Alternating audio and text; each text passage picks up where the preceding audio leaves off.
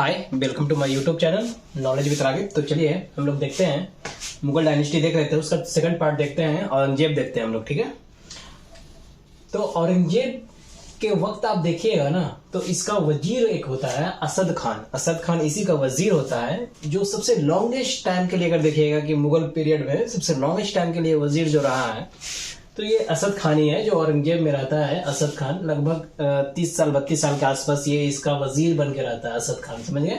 तो असद खान किससे जुड़ा हुआ है? औरंगजेब से जुड़ा हुआ है, उसी का ये वजीर रहता है।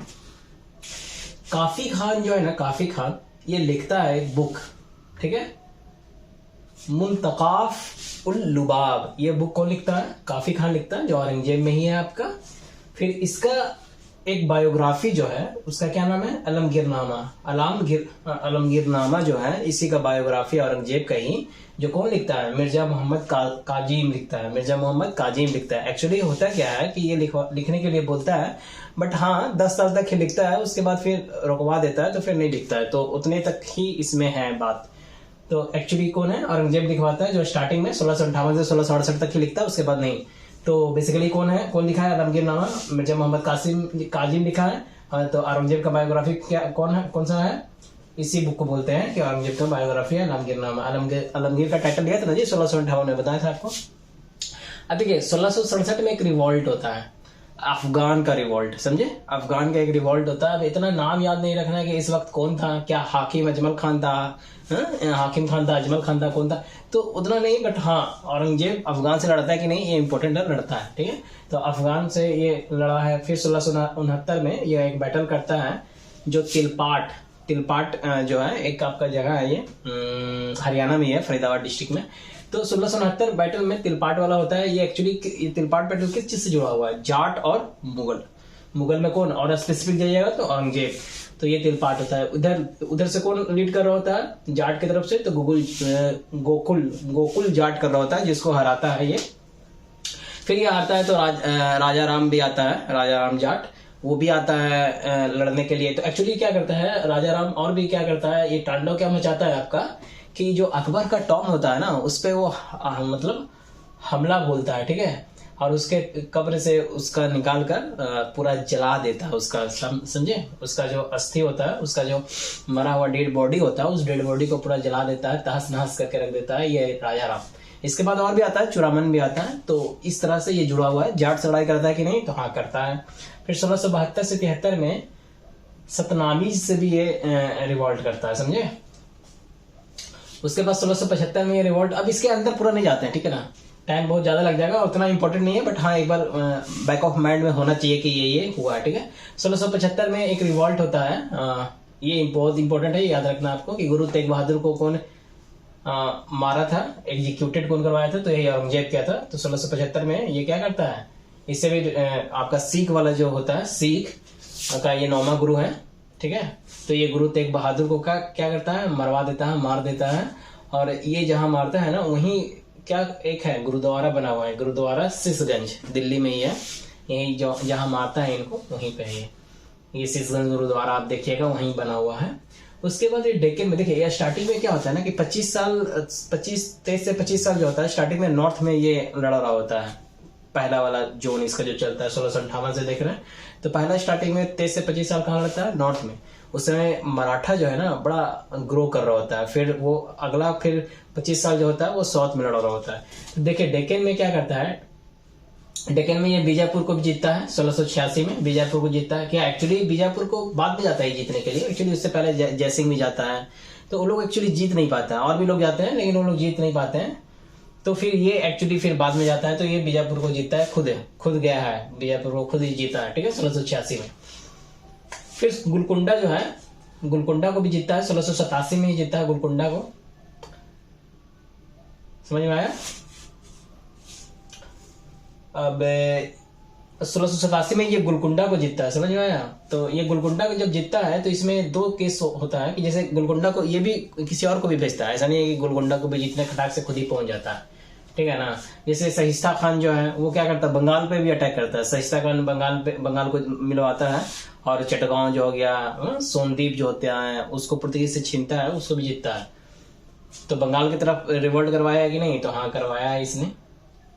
उसके बाद देखिए कि शिवाजी हो गया, संभाजी हो गया, राजा राम हो गया, ताराबाई हो गया। शिवाजी का ही बेटा है संभाजी और संभाजी का भाई है राजा राम। संभाजी का होता है बेटा साहू जी और ताराबाई। तो ये सब से भी क्या होता है, इसका झड़प होता है। ठीक ठीक है। और ये एक्चुअली यहाँ पे आप देखिएगा ना तो जयसिंह जो है एक ट्रीटी करता है। देखिए आपको बताते हैं यहाँ पे पहला लूट, जैसे सूरत लोग का क्या रहता है ना मराठा का कि अटैक करके इसका मेन कमजोर करना एम रहता है। अगर आप देखिएगा पूरा हिस्ट्री पढ़िएगा तो ऐसा आपको महसूस होगा ना कि मराठा कहीं ना कहीं, छोड़िए उतना हम कहानी नहीं बताते हैं। तो ये देखिए कि पहला लूट जो हुआ है ना 1664 में पहला लूट करता है मराठा सूरत में। सूरत से बहुत अच्छा, मतलब इसका क्या आता है ना आपका, यहाँ से बड़ा अच्छा इनकम आता है इसका, समझे। रेवेन्यू जनरेट सूरत वाला पोर्ट से बहुत अच्छा होता है। तो ये जो मुगल का बहुत फेमस पोर्ट था सूरत पोर्ट, इसको लूट लेता है मराठा लोग, समझे। तो मराठा लोग इसको लूट लेता है। तो फिर क्या होता है कि इस वजह से जयसिंह जो है जयसिंह को भेजता है लड़ने के लिए। तो जयसिंह जी एक्चुअली जीतता है, ठीक है। तो उसके बाद एक पुरंदर का ट्रीटी होता है। तो पुरंदर का जो ट्रीटी होता है ना वो जयसिंह और शिवाजी के बीच में होता है। तो इस ट्रीटी में क्या होता है कि शिवाजी और संभाजी साथ आते हैं, ठीक है। और जयपुरी महल में इसको कैद कर लेता है शिवाजी को, ठीक है। तो जयपुरी महल में इसको कैद कर लेता है। लेकिन फिर एक्चुअली होता क्या है कि किसी तरह से लोग भागने में सक्सेस हो जाते हैं और फिर सेकंड लूट करते हैं 1670 में, समझे। तो ये पूरा लूटने के फेर में ही रहता है मराठा लोग। तो इस तरह से ये केस हुआ, यहाँ पे आप देख सकते हैं। उसके बाद आप देखिए यहाँ पे कि इसने क्या क्या बर्बाद करके रख दिया है, डिमोलिश किया था। केशव राय टेम्पल जो है मथुरा में, उसको ये इसने क्या क्या तोड़वाया। चिंतामन टेम्पल जो है अहमदाबाद में तोड़वाया। सोमनाथ टेम्पल जो है गुजरात के पाटन में, उसको तोड़वा दिया। काशी विश्वनाथ टेम्पल जो है आपका बनारस में, उसको तोड़वा दिया। इसमें भी कन्फ्लिक्ट है। काशी विश्वनाथ में कन्फ्लिक्ट नहीं, मतलब काशी विश्वनाथ को तोड़वा कर इसने एक मस्जिद बनवाया था, ठीक है ना। तो खैर छोड़िए, ये सब तोड़वाया है। तो ये काम बड़ा है ना, जो टेम्पल वगैरह उसको तोड़वाया है ये बंदा। आपको बताया था जब जसवंत सिंह बताए थे। तो ये मरवार को भी क्या करता है, अपने में एनेक्स करता है, जोड़ता है। मरवार पे भी अटैक करता है। जो उस समय कौन लीड कर रहा था उधर से, दुर्गादास कर रहा था 1678 में। तो उतना याद नहीं रखना, बट हाँ मरवार तरफ भी अटैक करता है।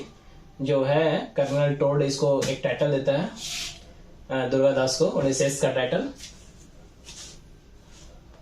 उसके बाद आप ये देखिए कि मीर जुमला एक होता है। मीर जुमला जो एक है वो क्या करता है ना कि जैसे नॉर्थ ईस्ट वाला पार्ट होता है, जैसे असम वाला पार्ट हो गया, उधर वो लड़ता है।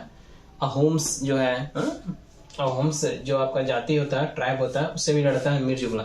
तो उस पार्ट को भी अनेक्ट करता है ये। उसके बाद इसको बीना बजाने का बड़ा शौक रहता है। समुद्रगुप्त को भी बीना बजाने का शौक रहता है, ठीक है। अकबर हो गया और बाबर हो गया, इस सबको क्या नगाड़ा बजाने का शौक रहता है, ठीक है। और इसी समय बहुत ज्यादा कॉइन देखने को मिलेगा आपको। पेंटिंग वगैरह को ये एंड कर दिया था, क्योंकि ये बड़ा सख्त मुस्लिम था, कट्टर मुस्लिम, जो हमेशा इस्लामिक तौर का बात करता था, कुरान का ला का बात करता था, समझे। तो रुकते आलमगीरनामा क्या है, इसी का संकलन है, पूरा बुक है उसको, इसी का कहानी का संकलन करके रखा हुआ है उसमें।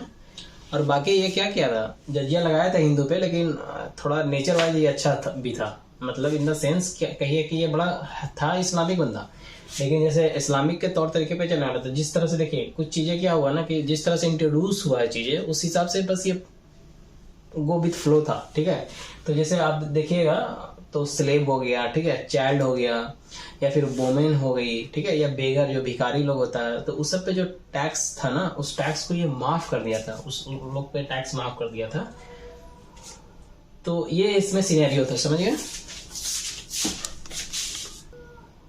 देखिए एक्चुअली ये क्या है ना कि शतरंज हो गया या संगीत हो गया, इस पे भी इसने रोक लगाया था। और जो गोलकुंडा वाला था, जो गोलकुंडा कोई जीता था, उसमें क्या था, पहले मुअज्जम को भेजा था, उसके बाद ये खुद जाके जीता।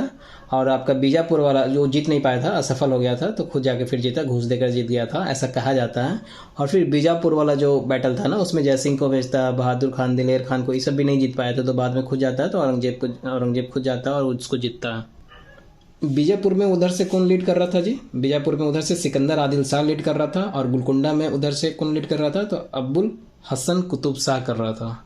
देखिए जो तेग बहादुर को मारता है ना, तो इसी का क्या होता है कि गुरु गोविंद सिंह इसी का बेटा है, ठीक है, जो 10वां लास्ट आपका गुरु होते हैं, सिख गुरु।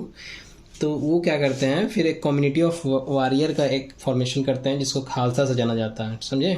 और जब ये भी अफगान के थ्रू, अफगान में नंदेड़ में इनका भी, जब इनको भी मार दिया जाता है अफगान के द्वारा नंदेड़ में, तो फिर बंदा बहादुर इस चीज़ को क्या करता है, आगे लीड करता है। खैर ये थोड़ा सा कहानी जो आपको बता दिए, मेनली यही औरंगजेब है जिस तरह से जुड़ा हुआ आपको बता दिए। हाँ, मैक्सिमम यही चीज़ है इसमें। तो होप आपको समझ में आया होगा। फिर एक वीडियो लाऊंगा जिसमें मुगल का जो भी टर्मिनोलॉजी है इंपॉर्टेंट, वो थोड़ा बहुत जो बचा हुआ वो लिखवा दूंगा, उसके बाद आपका मुगल खत्म हो जाएगा।